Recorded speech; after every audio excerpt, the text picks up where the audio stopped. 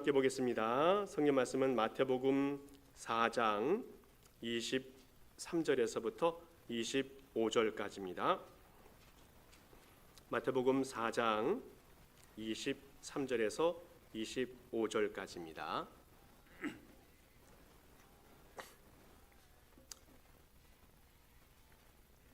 우리 세 절이니까 우리 같이 한 목소리로 읽도록 하겠습니다. 같이 읽습니다. 시작. 예수께서 각 갈릴리에 두루 다니사 그들의 회당에서 가르치시며 천국 복음을 전파하시며 백성 중에 모든 병과 모든 약한 것을 고치시니 그의 소문이 온 수리아에 퍼진지라.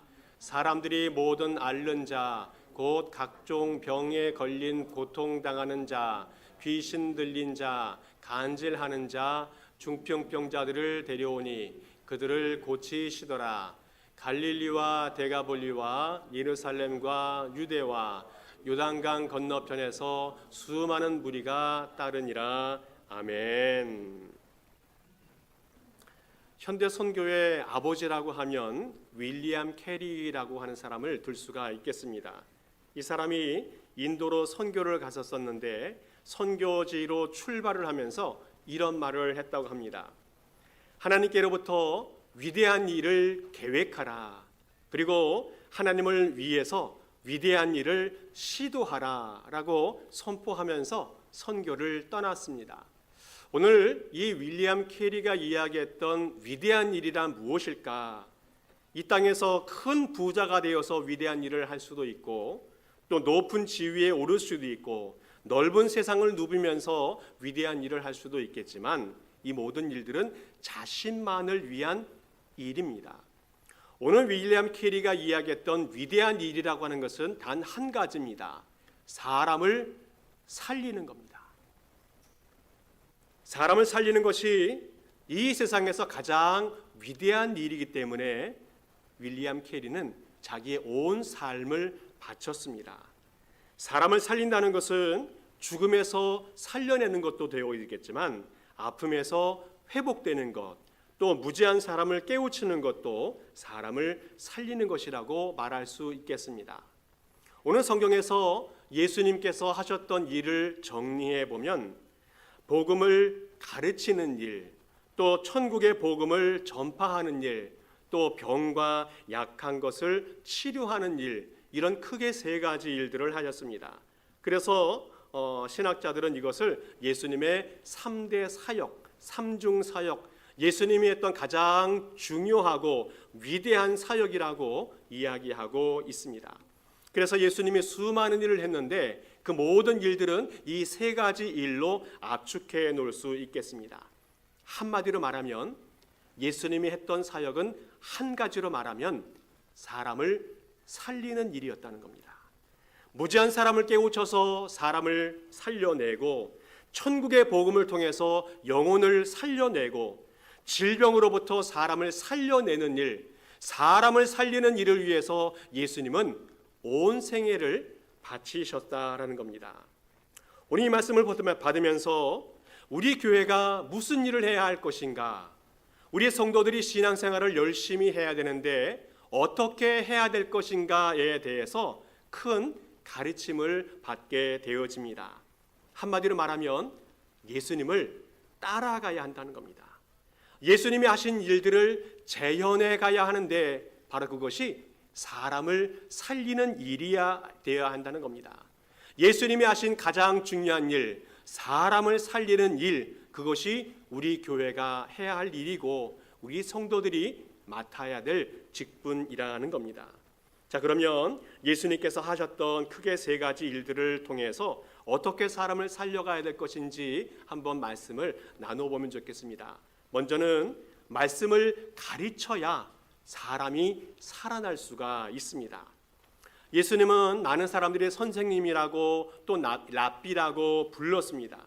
그것은 예수님께서 하나님 말씀을 가르쳤기 때문에 그래요. 시간이 날 때마다 또 장소에 불문하고 예수님은 사람들을 가르쳤습니다.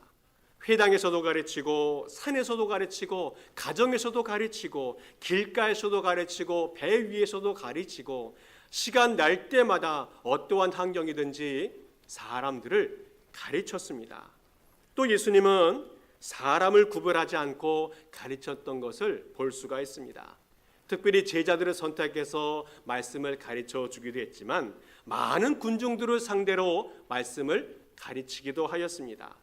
또 질병을 치료받기 위해서 찾아온 환자들도 말씀을 가르쳐 주었어요. 또 예수님을 대적했던 서기관들이나 바리새인들에게까지라도 말씀을 가르쳤던 것을 볼 수가 있습니다. 이렇게 예수님은 시간, 장소, 사람, 환경 어떤 것을 불문하고 항상 가르치는 일에 최선을 다하셨다는 겁니다. 특별히 예수님은 제자들을 선택해서 집중적으로 가르쳤던 것을 보게 되어지는데 왜 이렇게 예수님은 제자들을 특별하게 잘 가르쳤을까? 이 두 가지로 정리해 본다면 하나는 가르침을 받은 만큼 믿음이 자란다는 겁니다. 하나님 말씀을 받은 만큼 믿음이 자라간다는 거예요. 로마서 10장에서도 말씀하지 않습니까? 믿음은 들음에서 난다.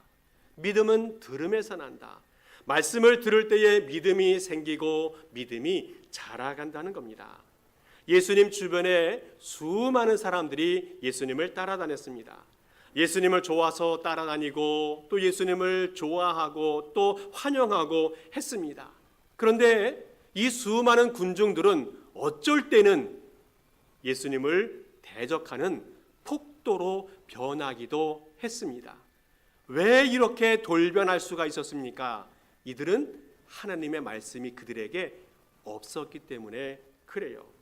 말씀을 들어도 이해하지 못하였고 말씀을 들어도 귀담아 듣지 않았습니다.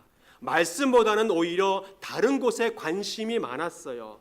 어떻게 하면 많은 것을 얻어먹을 수 있을까? 어떻게 하면 더 많은 기적을 볼 수 있을까? 한 예수님이 행하시는 많은 기적들과 놀라운 일들을 보면서 신기해했고 놀라워만 했습니다. 그런데 예수님의 제자들은 3년 동안 예수님과 동고동락하면서 말씀을 배우고 훈련이 되어졌습니다. 이해하지 못할 때에는 예수님이 따로 불러서 그 말씀을 해석해 주기도 했습니다. 그러면서 물어봅니다. 이해가 되었느냐? 이해가 되었느냐? 이해가 안 되었으면 다시 설명해 주고 또 설명해 주면서 하나님 말씀을 가르쳐 주었던 정성을 다했던 예수님의 가르침이 있었습니다. 또한 말씀을 따라서 훈련도 하였습니다. 전도 훈련도 했습니다. 파송해서 며칠 동안 전도해 보기도 하고 또 예수님이 발을 닦아주면서 섬김의 훈련도 해보고 또 다른 사람을 치유하는 것을 경험하게 하면서 치유의 훈련도 해 보여주었습니다. 그러면서 예수님의 제자들은 말씀을 배우고 훈련되어지면서 믿음이 자라고 일꾼으로 준비가 되어지고 있다는 겁니다. 말씀을 가르침을 받는다는 것은 믿음이 자라게 하는 유익이 있습니다. 또 하나 말씀을 가르치는 것은 다른 사람을 가르칠 수 있게 하기 위해서 말씀을 가르치게 되어진다는 겁니다. 말씀을 가르침 받은 사람만 다른 사람을 가르칠 수가 있습니다. 아무나 말씀을 가르치는 것은 아닌 것 같아요. 신약성경도 누가 기록을 했습니까? 하나님의 영감을 받아 하나님의 예수님에게 가르침을 받았던 예수님의 제자들이 대체로 성경을 기록을 하고 전수해 주게 되어집니다. 또 초대교회 때 예수님의 제자들이 예수님의 말씀을 가르치고 설교하고 그래서 그 교회가 부흥하고 성장하는 축복이 있게 되어졌습니다. 종종 교회에서 이단 사상이 나타나기도 하고 또 잘못된 이론 때문에 교회가 혼란스러울 때도 있었습니다. 그러나 하나님 말씀을 잘 배웠던 예수님의 제자들로 인해서 교회가 바로잡아지는 그런 은총이 있게 되어졌다는 겁니다. 열심히 배웠던 제자들, 그 제자들은 또 다른 제자들을 양산하게 되어지고 그 교회는 계속 탄생하고 성장하고 잘 세워지게 되어졌다는 겁니다. 그러나 하나님 말씀을 거부했던 제자들, 나의 생각으로만 하나님 말씀을 받았던 제자, 자신의 길을 걸어갔던 그 제자는 결국 멸망의 길을 걸어가게 되어집니다. 오늘 우리 교회는 하나님 말씀을 잘 가르치고 하나님 말씀을 잘 배우는 그런 교회가 될 수 있기를 간절히 축복합니다. 먼저 하나님의 말씀을 배우고 그 말씀을 또 후배들에게 잘 전수해주는 그런 교회가 되면 좋겠다 하는 생각이 들어집니다. 하나님 말씀을 마음속에 새기고 삶으로 실천하면서 그 말씀이 몸에 가득가득 채워진 사람이 후배들을 양산하고 또 후배들을 양산하면서 세워질 때에 우리 교회가 좋은 전통을 만들어가고 예수님이 오시는 그날까지 하나님 앞에 건재한 교회로 든든하게 세워질 수 있다는 겁니다. 이제 8월 15일이 되면 제가 이 교회에 이제 온 지 만 3년이 되어집니다. 벌써 3년이 되었다는 생각이 들어지는데 제가 이곳에 와서 여러 가지 많은 것을 경험하게 되어지는데 와서 보니까 달라도 너무 달라요. 제가 살았던 환경과 새로운 환경이 너무 많이 달랐습니다. 또 나이도 달랐어요. 전에는 세월이 흘러가면서 새로운 신자들이 들어올 때에 나이가 점점 밀려 올라가면서 나이가 좀 든 축에 속하게 되어졌는데 이 교회에 오니까 어르신들이 참 많이 계십니다. 제 밑에는 얼마 없어요. 자, 그러다 보니까 이런 환경이 너무너무 달랐어요. 그래서 항상 사역을 3년 동안 해오고 있지만 앞으로도 모르겠지만 모든 일을 할 때마다 항상 깜짝깜짝 놀랄 때가 있어요. 아, 이렇게 사람들의 생각이 다르고 환경이 다른가. 그래서 열심히 배우려고 노력을 많이 하고 있습니다. 그래도 잘 안 될 때가 많이 있으니까 양해해 주시면 감사를 드리겠습니다. 장로님들 또 어르신들 보니까 신앙과 인격이 참 훌륭하다는 생각이 들어요. 또 지혜와 경륜이 있어서 참 배울 점이 많다는 생각이 듭니다. 그리고 그들이 살아왔던 환경과 그 인생들을 보면서 존경하고 존중하고 또 배우려고 하는 마음이 제게 많이 있습니다. 자, 그러면서도 제 마음속에 또 하나 있는 것이 뭐냐면 새로운 환경에 있음에도 불구하고 하나님의 말씀을 어떻게 접목할 수 있을까에 대해서 고민을 많이 하고 있습니다. 디모데후서 3장 말씀 보게 되어지면 디모데가 사도 바울이 디모데에게 이런 권면의 말씀을 해주고 있습니다. 우리 같이 한번 읽어보겠습니다. 시작. 그러나 너는 배우고 확실한 일에 거하라. 너는 내가 누구에게서 배운 것을 알며 또 어려서부터 성경을 알았나니 성경은 능히 너로 하여금 그리스도 예수 안에 있는 믿음으로 말미암아 구원에 이르는 지혜가 있게 하느니라. 아멘. 신학자 또 목회자였던 칼 바르트라고 하는 사람은 목회할 때 또 사람들을 가르칠 때 이렇게 했어요. 한 손에는 성경을, 한 손에는 신문을. 이것은 뭐냐면 하나님의 말씀과 세상 이 두 가지를 다 붙들고 목회를 했다는 말씀입니다. 오늘 저는 새로운 환경에서 하나님 말씀을 가지고 목회를 하고 있는데 어떻게 하면 하나님 말씀을 이 교회에, 이 세상에 적용할 수 있을까? 어떻게 하면 하나님께서 이 교회를 바르게 세워갈 수 있을까?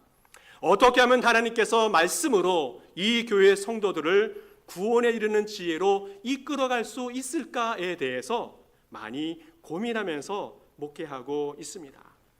어쨌든 우리가 이런 고민을 가지고 살아가면서 목회하고 또 신앙생활을 하는데 가장 중요한 것은 뭐냐면 우리는 죽으나 사나 하나님의 말씀이라는 겁니다.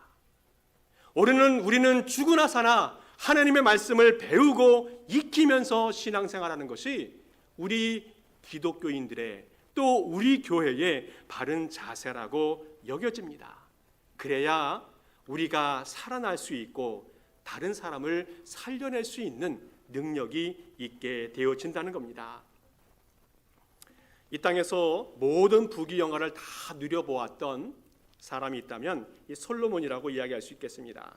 그 사람이 모든 인생을 마무리 지은 후에 결론 내린 책이 이 전도서라고 말할 수 있겠어요. 근데 그 전도서에서 이야기하고 있는 것이 뭡니까?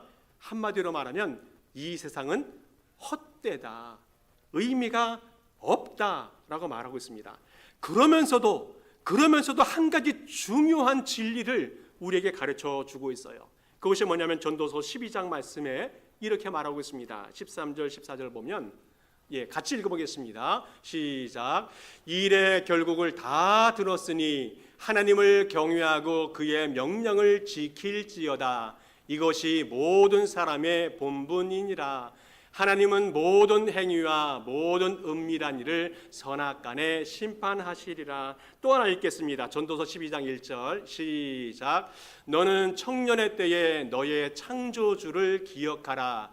곧 곤고한 날이 이르기 전에 나는 아무 낙이 없다고 할 해가 가깝기 전에 해와 빛과 달과 별들이 어둡기 전에 비 뒤에 구름이 다시 일어나기 전에 그리하라. 아멘. 오늘 솔로몬이 모든 인생을 결론 지으면서 가르쳐주는 진리가 하나님을 경외하라, 창조주를 기억하라, 이 두 가지입니다. 이 땅의 모든 것을 다 누려봤는데, 이 땅의 모든 것을 배우고 경험해 보았는데, 이 땅의 모든 것을 가져보고 다 체험해 보았는데 결론 내린 것이 뭐냐면 여호와를 경외하는 것과 창조주를 인정하는 것, 기억하는 것, 이것을 이야기하고 있습니다. 그리고 마지막 날에 하나님이 이 세상을 심판할 때에 이것에 대해서 책임을 묻게 되어질 것인데 그때 후회하지 않으려면 이 두 가지 말씀을 기억하라 교훈해 주고 있습니다. 두려운 것은 하나님 말씀을 배우지 않고 그냥 모르고 살아간다는 것이 모르는 것으로 끝나지 않는다는 겁니다. 모르면 끝, 이것이 아니라는 것을 오늘 성경에서 가르쳐 주고 있어요. 마지막 날에 하나님의 말씀을 모르고 사는 사람에게는 그 책임을 물으신다는 겁니다. 말씀을 모르면 믿음이 생기지 않게 되어지고, 믿음이 없으면 구원에 이르지 못하게 되어지고, 구원에 이르지 못하는 사람은 마지막 날 심판을 받게 되어진다는 겁니다. 마지막 날 심판을 받지 않으려면, 구원을 받게 되어지려면 말씀을 배우는 것부터 시작을 해야 된다는 말씀을 오늘 해주고 있습니다. 여러분 주보 볼 때마다 하나님 말씀을 읽는 것 열심히 따라가 보시면 좋겠습니다. 하루에 한 절이라도 말씀을 읽어보면서 하나님이 우리에게 무슨 말씀을 하시는지 읽고 느끼고 깨닫고 하나님의 마음을 마음속에 새겨보는 그런 시간을 가져보면 좋겠습니다. 또 가을부터 이제 성경 공부를 시작하게 될 건데 이번에는 신학을 하려고 합니다. 모든 분들 열심히 참여해 주시면 좋겠습니다. 배우고 확실한 일에 거하라 교훈해 주었던 것처럼 말씀 위에 우리의 신앙을 세워가는 우리 성도들 되면 좋겠습니다. 내 영이 먼저 생명력 있는 삶을 살아갈 때에 다른 사람을 살려낼 수가 있습니다. 내 영이 생명력 있는 삶을 살기 위해서는 오직 한 길, 하나님의 말씀밖에 없는 줄을 믿습니다. 또 하나 우리가 사람을 살리는 삶을 살아야 되는데 두 번째로는 천국 복음을 전파해야 사람이 살아날 수가 있습니다. 예수님께서는 가는 곳곳마다 말씀을 가르쳤지만 뿐만 아니라 천국의 복음을 선포하신 것을 볼 수가 있습니다. 예수님께서 첫 번째 외쳤던 말씀도 회개하라, 천국이 가까웠다라고 말씀해 주었습니다. 예수님께서 산상수훈을 통해서도 천국의 복음을 집중적으로 가르쳐 주었습니다. 또 천국의 비유를 여러 가지로 설명해 주었습니다. 그리고 제자들이 걱정하고 염려하고 근심하고 낙심되었을 때에 염려하지 말라, 걱정하지 말라, 내가 천국에 너희들의 처소를 예비하고 있다 말씀해 주고 있습니다. 그리고 궁극적으로 예수님께서는 십자가를 통해서 우리를 천국으로 인도해 주시는 줄을 믿습니다. 그리고 한편 강도에게 말씀하십니다. 천국에서 만나자. 그 약속은, 그 권면은 우리에게도 해당되는 줄을 믿습니다. 신앙생활 열심히 한 우리 모든 성도들에게 천국에서 만나자 주님께서 말씀하시는 줄을 믿습니다. 우리 교회가 천국과 같은 그런 교회가 되면 좋겠습니다. 우리 교회가 천국의 복음을 전파하는 그런 교회가 되면 좋겠습니다. 우리 모든 성도들이 천국의 기쁨을 누리는 성도들, 우리 모든 성도들이 천국의 복음을 느끼고 이제는 전하는 그런 성도가 될 수 있기를 간절히 축복합니다. 로마서 10장 말씀 보면 이렇게 말씀하고 있어요. 한번 우리 교도 가시면서 말씀 읽어보겠습니다. 13절 제가 먼저 읽습니다. 누구든지 주의 이름을 부르는 자는 구원을 받으리라.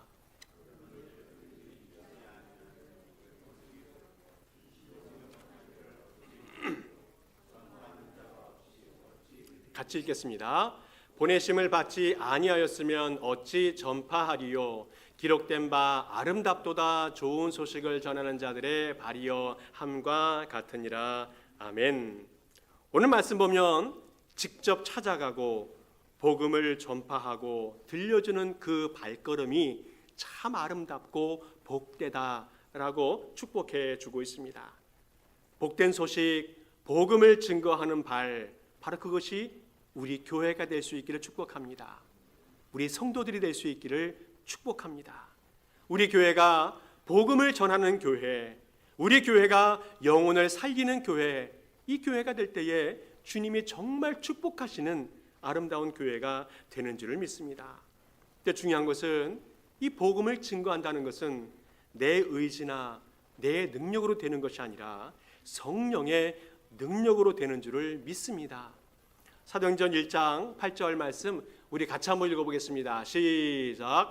오직 성령이 너희에게 임하시면 너희가 권능을 받고 예루살렘과 온 유대와 사마리아와 땅끝까지 이르러 내 증인이 되리라 하시니라. 아멘. 성령이 너희에게 임하시면 이 역사가 이루어진다는 겁니다. 사도행전을 보게 되어지면 교회가 탄생하고 부흥할 때에 또 새로운 지역의 교회가 개척되어질 때에 모든 것이 다 성령의 능력이었습니다. 사람을 변화시키고 사람을 새롭게 하고 사람을 세워가는 일들, 이 모든 것들은 인간의 능력이 아니라 성령의 능력이었다는 겁니다. 사람이 걸어갔습니다. 사람이 말을 합니다. 사람이 노력하고 사람이 수고합니다. 그래도 성령님의 능력으로 사람이 살려지게 되어진다는 것을 말씀해 주고 있습니다. 오늘은 모든 사역 속에서 성령님의 능력을 의지하면서 사역하고 신앙생활할 수 있기를 간절히 축복합니다. 예레미야 선지자가 하나님 말씀을 선포하는 것이 너무너무 부담되어서 하나님 이제 못하겠습니다 라고 거부할 때에 성령께서 그 심령에 뜨거운 심령을 허락해 줍니다. 뜨거운 심령, 아마 그것이 성령의 불이라고 여겨집니다. 그리고 이 예레미야 선지자는 다시 그 성령의 불을 받고 말씀을 외치는 그런 사명을 감당하게 되어집니다. 예레미야 20장 9절 말씀 보면 이렇게 말하고 있어요. 내가 다시는 여호와를 선포하지 아니하며 그의 이름으로 말하지 아니하리라 하면 나의 마음이 불붙는 것 같아서 골수에 사무치니 답답하여 견딜 수 없나이다. 나의 마음이 불붙는 것 같아서, 나의 마음이 불붙는 것 같아서 우리 모든 성도들의 심령 속에, 우리 교회 모든 성도들의 심령 속에 나의 마음 속에 불붙는 것 같는 그런 성령의 불이 강력하게 임할 수 있기를 간절히 축복합니다. 이 심령 가지고 믿음으로 살아가고 전도하고 하나님의 역사를 만들어가는 우리의 성도 될 수 있기를 간절히 축복합니다. 우리 교회가 천국의 복음을 전하고 사람을 살리는 것, 이것이 가장 중요한 일입니다. 이것을 위해서 우리가 가장 먼저 무엇을 해야 됩니까? 기도해야 됩니다. 기도.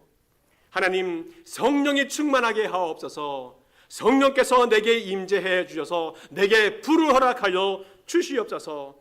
하나님, 내가 사랑하는 영혼들을 사랑할 수 있는, 불쌍히 여길 수 있는, 긍휼히 여길 수 있는 그런 마음을 나에게 허락해 주시옵소서. 그래서 그들에게 성령께서 주시는 그 음성을 들려주게 하옵소서.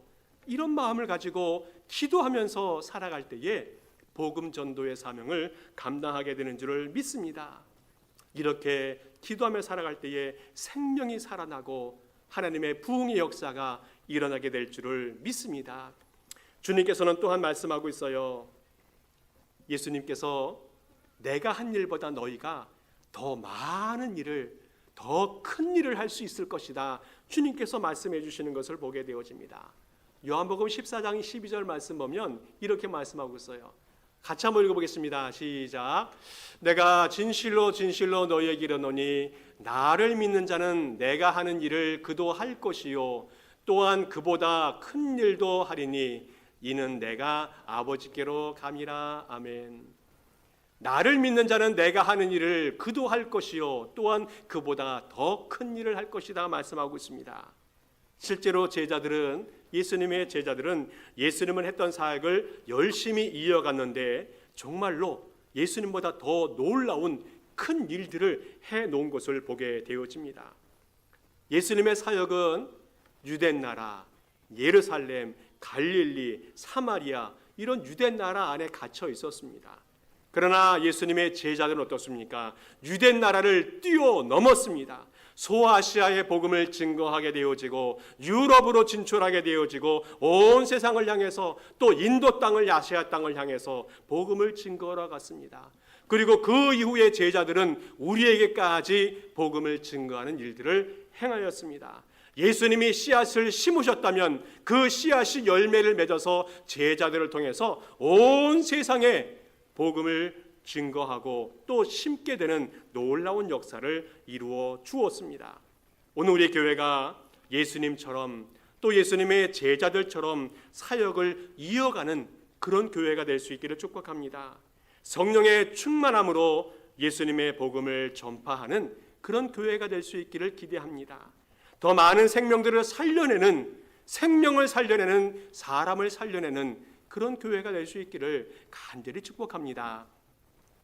또 하나 마지막으로 우리 교회가 어떤 사명을 감당해야 되는가 하면 병든 자를 살리는 그런 교회가 될 수 있기를 축복합니다.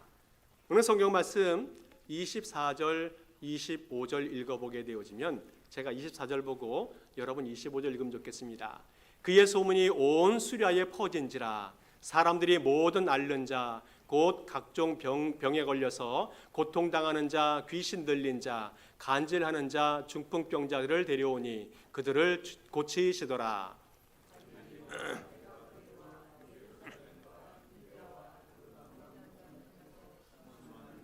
따르니라. 아멘.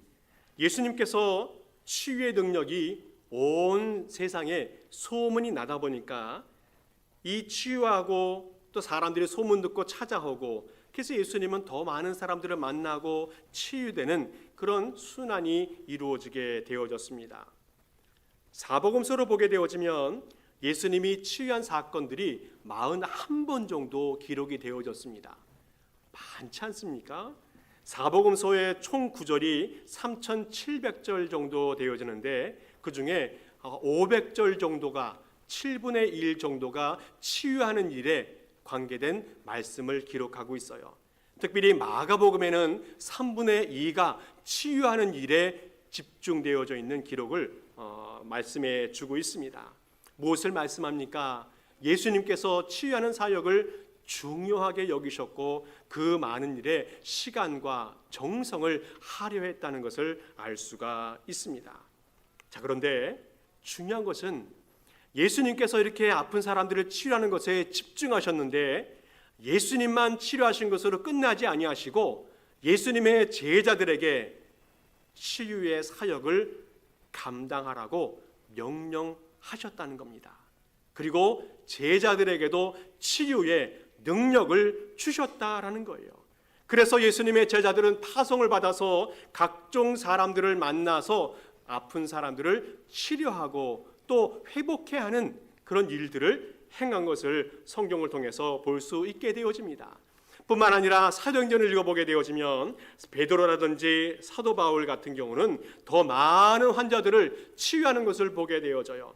정말 놀라운 것은 이들이 갖고 있는 손수건이라도 닿으면 질병이 나을 것 같은 그런 마음이 있어서 손수건을 빼앗아 가기도 하고 또 베드로가 지나갈 때에 그 그림자만 닿기도 하면 내가 병을 나을 것 같아서 그림자라도 닿아보려고 하는 그런 마음들이 있을 만큼 치유의 능력이 강했던 사람들이 예수님의 제자들이었습니다.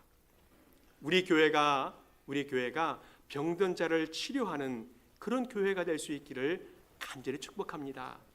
우리 교회에도 질병 가운데 고생하고 있는 분들이 종종 계신 것을 보게 되어집니다. 이분들을 위해서 정말 열심히 기도해 주는 것이 우리에게 꼭 필요한 줄을 믿습니다. 얼마 전 중앙일보에 났던 기사가 이런 것이 있었어요. 하나통증병원의 박이섭 원장님이 글을 쓴 내용인데, 이분이 출근길에 우연히 라디오를 들었는데 그 라디오에서 기도하면 병이 치유되는가라고 하는 주제로 이 글을 논설이 있던 것을 듣게 되었다고 합니다. 그 내용을 보게 되어지면 미국에 있는 인디아나 대학의 연구팀이 실험을 했어요. 아프리카 모잠비크에 가서 청각장애인과 시각장애인들 25명을 모아놓고 이제 근접기도락에서 손을 붙들고 또 끌어안고 이들을 위해서 축복하면서 기도를 한 15분 정도 하게 했다고 합니다. 근데 그 이후에 놀라운 일들이 벌어진 것이 다 치료되지는 않았어요. 청각장애인 중에서 2명 정도가 조금씩 귀가 더 들리게 되는 일이 있었고, 또 시각장애인 중에서도 3명 정도가 조금씩 눈이 밝아진 것을 경험하게 되어졌다고 합니다. 하나님이 기도하면 일이 놀라운 신기의 기적이 일어나게 하신다는 거예요. 이 일 때문에 비기독교 과학자들이나 의료계들은 과학적 근거가 없다고 하면서 비판하고 하지 말라라고 말하지만, 이 원장님이 개인적인 의견은 이렇게 해요. 비판을 받든 말든 멈추지 말아야 한다. 왜 그런가 하면 이 기도를 통해서 누군가는 회복이 되니까. 기도를 통해서 누군가는 회복이 되고 있으니까 이 일을 멈추면 안 된다라고 말하고 있습니다. 이 말씀 보면서 저는 큰 공감을 했습니다. 이 말씀이 맞다는 생각이 듭니다. 우리는 기도할 때에 환자를 위해서 기도할 때에 병자가 치료될지 안 될지 미리 걱정하고서 기도를 멈추는 경우가 많이 있는데, 우리는 결과에 연연하지 아니하고 생명을 살리는 일을 위해서, 치유를 위해서 열심히 기도해야 되는 줄을 믿습니다. 그 결과는 하나님이 책임지시고 하나님이 역사하시는 줄을 믿습니다. 그 일을 통해서 생명의 주관자가, 질병의 치료의 주관자가 하나님이심을 나타내시는 줄을 믿습니다.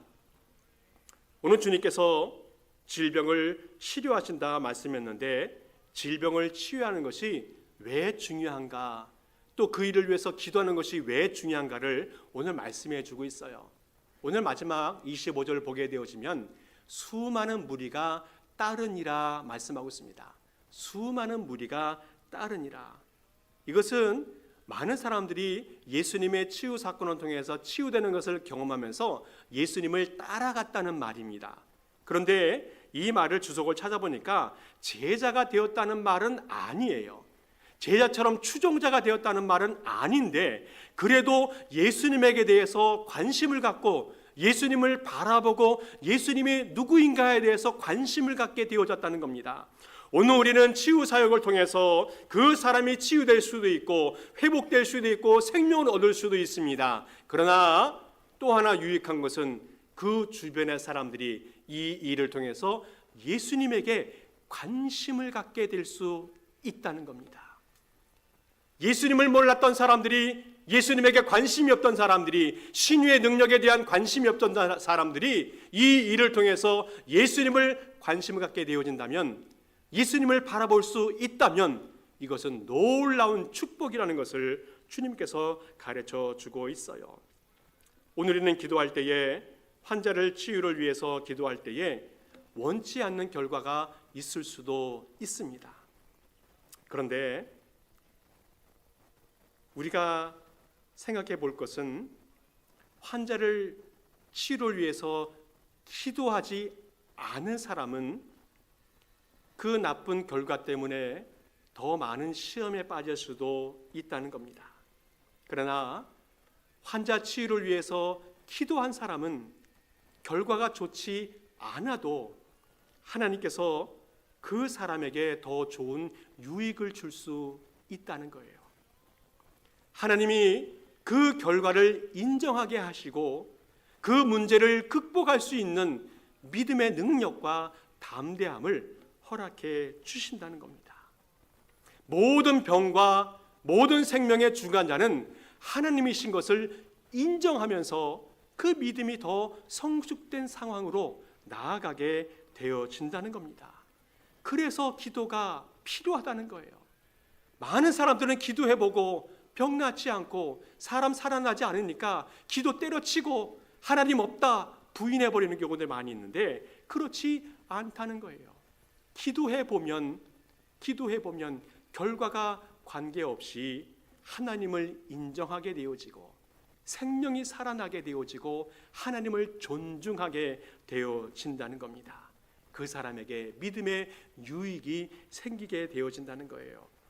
오늘 우리 교회도 질병에 걸린 분들을 위해서 열심히 기도해 줄 수 있기를 바랍니다.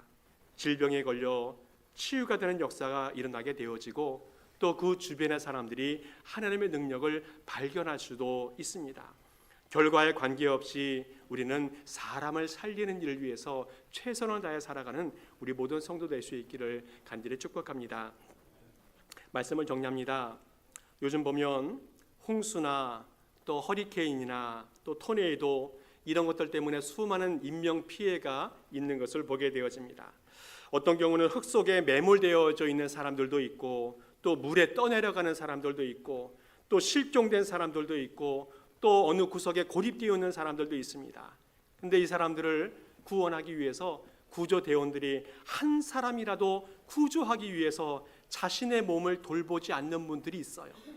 또 한 사람을 구원해내기 위해서 가족들이 마을 사람들이 손으로 또 삽으로 사람을 구해내기 위해서 최선을 다하는 그런 장면들을 보게 되었습니다. 이 장면들을 보면서 우리 교회는 우리 성도들은 사람을 살리기 위해서 얼마나 많이 노력하고 정성을 쏟았는가 반성해 보게 되었습니다. 우리는 한 사람을 살리기 위해서 내 자신을 또 우리 모든 정성을 얼마나 쏟아놓았는가 다시 한번 생각해 보게 되었습니다. 우리 교회는 이제 육체의 질병이 치유되는 일들을 위해서 사람을 살리는 그런 교회가 될 수 있기를 축복합니다. 우리 교회는 천국의 복음을 전파함을 통해서 영혼을 살리는 그런 교회가 될 수 있기를 기대합니다. 또 우리 교회는 말씀을 잘 배우고 가르침을 통해서 사람이 살아나는 그런 교회가 될 수 있기를 간절히 축복합니다. 이런 축복된 교회 만들어가는 우리 모든 성도 될 수 있기를 간절히 축복합니다. 함께 기도하겠습니다. 하나님 아버지 감사합니다. 하나님이 세우신 우리 교회가 하나님의 사명을 잘 감당하는 그런 교회가 되게 하옵소서. 사람을 살리게 하시고 사람을 구원하는 일에 최선을 다하는 우리 교회가 되게 하옵소서.